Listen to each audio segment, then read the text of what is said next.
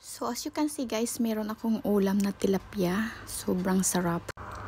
So pasensya na kayo guys recently kasi sobrang busy ko. So hindi ako nakapag-entertain sa inyo guys kasi meron akong bisita kahapon. Dito sila natulog sa bahay. At saka nung last day may exam din ako sa course ko. So kailangan ko mag-focus ng sa sarili ko para hindi ako magkakamali sa exam ko. So ang lupit pa naman ng question na yon. So sobrang talino ko pa naman sa math. So kailangan mag-focus talaga ako. Tara, kain tayo guys. Kakamay lang ako, pasensya na ha. Kasi hinahabol ko yung oras ko guys kasi may trabaho pa ako. So yung kaibigan ko pala umuwi na kahapon.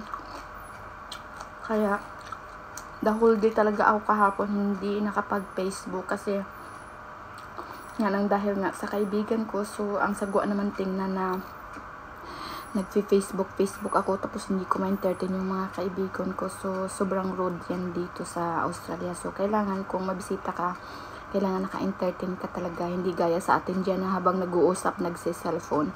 So dito po sa Australia is very rude po yan. So kailangan kung magbisita ka, entertain mo sila without using your cellphone. So ganyan yan dito, kailangan may rules.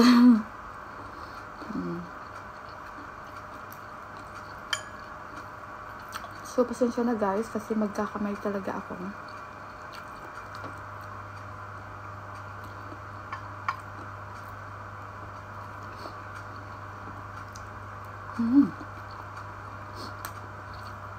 Bihira na ako kumakain ng tilapia guys kasi lalong-lalo na nandito yung asawa ko. Yung asawa ko umalis.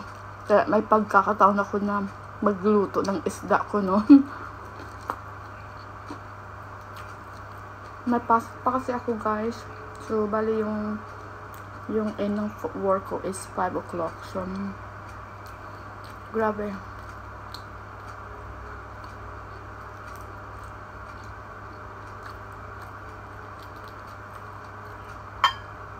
Pag dito ka sa Australia talaga, kailangan matuto ka mag-manage ng, hindi lang naman sa Australia, kahit saan, kailangan matuto tayong mag-manage ng sarili natin.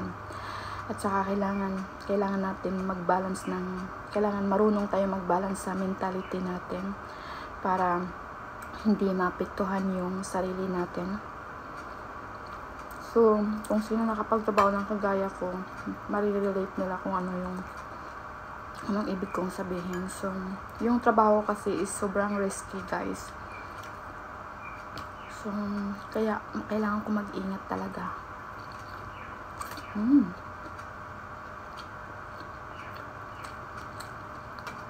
Super yum. Tara, bye!